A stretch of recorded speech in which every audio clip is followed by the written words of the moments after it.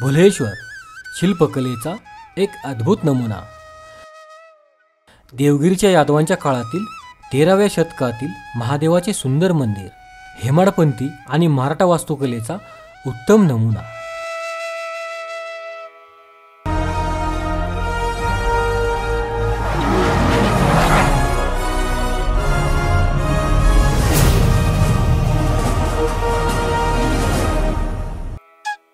नमस्कार मित्रांनो, आज आपण पुणे जिल्ह्यातील पुरंदर या तालुक्यातील माळशिरस गावातील साधारण 700 फूट उंचीच्या टेकडीवर असलेले भुलेश्वर हे महादेवाचे मंदिर पाहण्यासाठी आलो आहोत।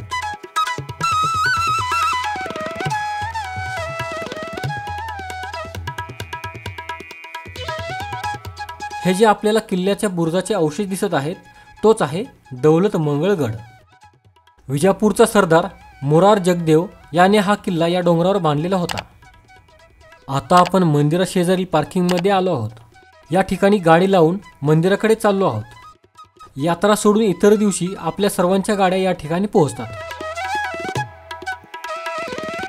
या फलकावर पुरातत्व विभागाची माहिती दिलेली आहे। ही माहिती आपण व्हिडिओ थांबवून वाचू शकता। हे मंदिर 1958 मध्ये संरक्षित करण्यात आले।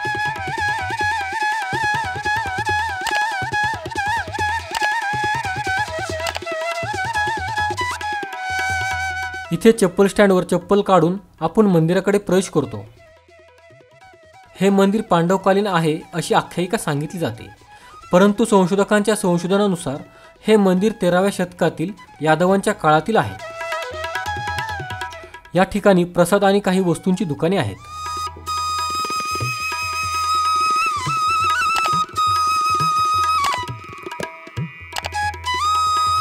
हे आपल्याला एक शिल्प दिसत आहे, याची नासधूस केलेली दिसते।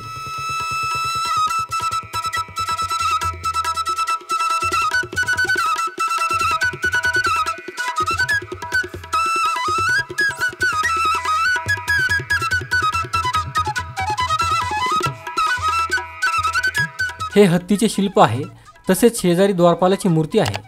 वरच्या बाजूला खूप सुरेख हत्तीच्या मूर्ती आहेत।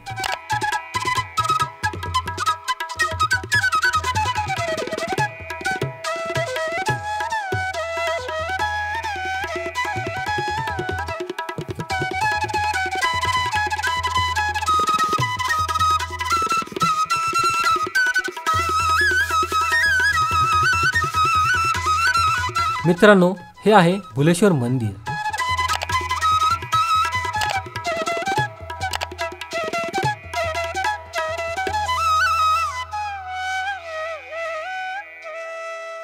ही आहे मंदिरासमोरील डीकमाळ।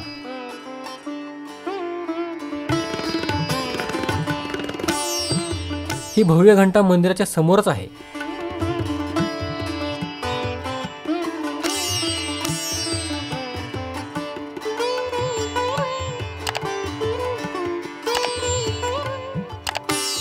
हे आहे कासव।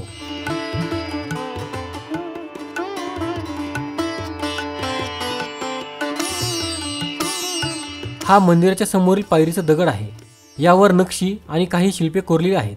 याबद्दलची माहिती तुम्हाला असेल तर कमेंट्स मध्ये नक्की लिहा। आता आपण मंदिराच्या बाहेरील मंडपात प्रवेश केला आहे। या ठिकाणी दोन्ही बाजूला प्रवेशद्वार आहेत।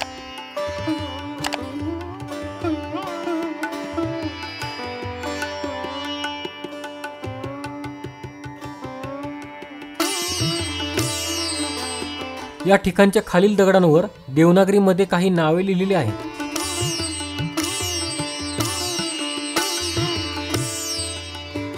हे मंदिराचे खालच्या बाजूचे एक प्रवेशद्वार आहे। यावर खूप छान नक्षीकाम केलेले आहे।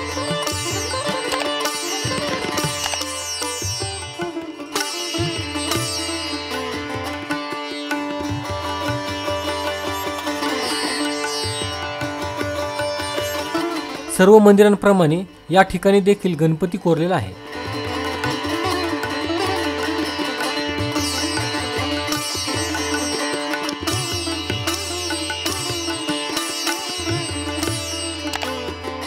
या द्वारातून आत गेल्यावर समोर हनुमानाची मूर्ती दिसते।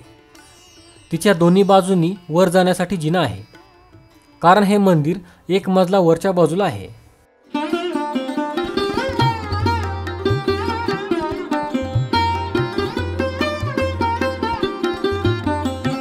हा आहे मुख्य मंदिराचा भाग. या ठिकाणी तुम्हाला अनेक सुंदर शिल्पे कोरलेली दिसतील, पण यामधील भरपूर शिल्पे यवनांनी तोडलेली होती. बऱ्याच मूर्त्यांची नासधूस केलेली दिसते. तरी पण हे लोक आपली संस्कृती नष्ट करू शकले नाहीत. हा या मंदिरातील नंदी अत्यंत सुरेख आणि रेखीव आहे. असे वाटते की हा नंदी कधीही जिवंत होऊन चालू लागेल.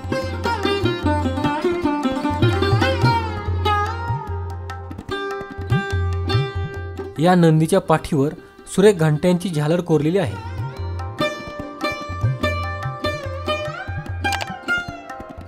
मंदिराच्या वरील बाजूला देखील शिल्पे कोरलेली आहेत. या ठिकाणी युद्धाचा प्रसंग दाखवलेला आहे.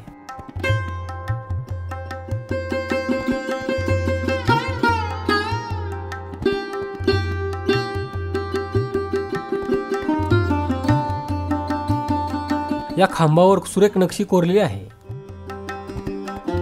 मित्रांनो, हा आहे मुख्य गाभारा. यामध्ये आत जाऊन शूट करण्यासाठी परमिशन नाही. तरी पण जुन्या व्हिडिओमधील काही व्हिडिओ तुम्हाला दाखवत आहे.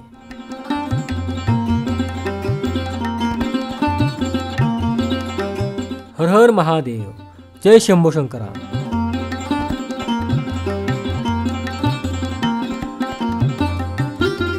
हा देखील एक पौराणिक प्रसंग कोरलेला आहे.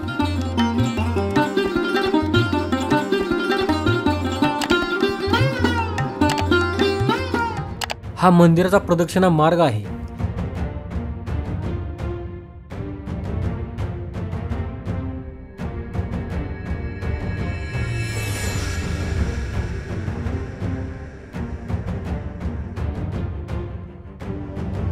सर्व ठिकाणी आपल्याला शिल्पे कोरलेली दिसतात.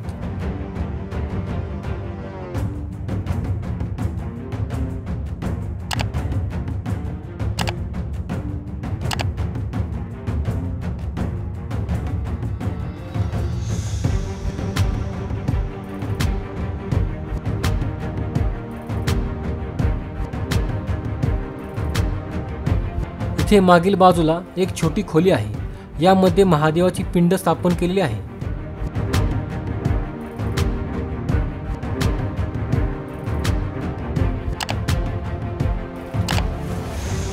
या दुसऱ्या खोलीमध्ये विठ्ठल रुक्मिणीच्या मूर्तींची स्थापना केलेली आहे. या एका खोलीच्या आतील बाजूला माशांची तसेच पक्ष्यांची शिल्पे आहेत.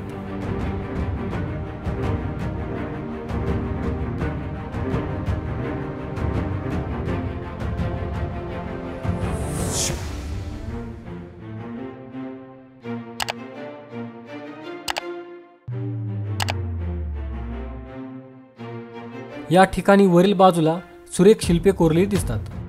इथे विशेष म्हणजे स्त्री रूपातील गणेशाची मूर्ती आपल्याला दिसते. अशी युनिक गणेशाची मूर्ती इतरत्र दिसत नाही.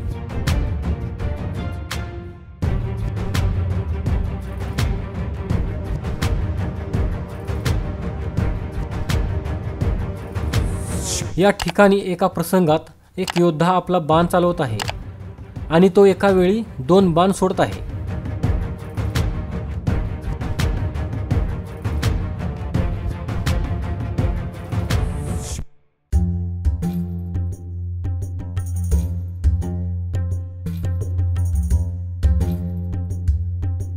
या दुसऱ्या शिल्पात या योद्ध्यांनी एका वेळी 4 बाण सोडलेले आहेत.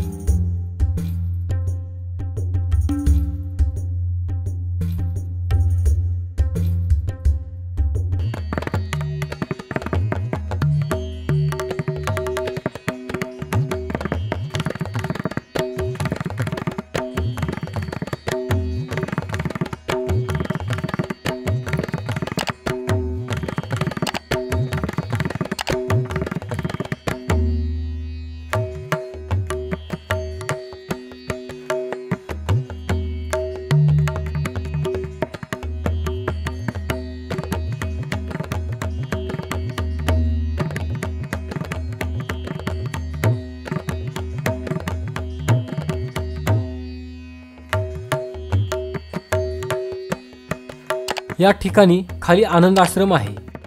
जागा खूप छोटी आहे। शक्यतो या ठिकाणी ध्यान धारणेची खोली असावी।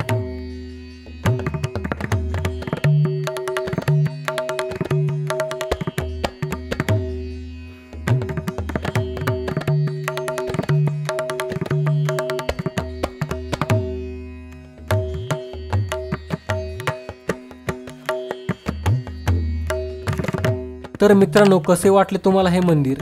आवडले असल्यास कमेंट्समध्ये नक्की लिहा। हर हर महादेव। धन्यवाद।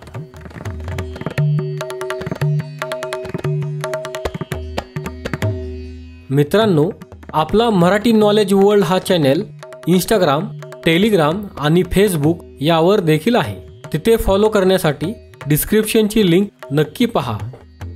हा व्हिडिओ जर तुम्हाला आवडला असेल तर हा व्हिडिओ लाईक करा, व्हिडिओ शेअर करा आणि आपल्या चॅनलला सबस्क्राईब नक्की करा। धन्यवाद।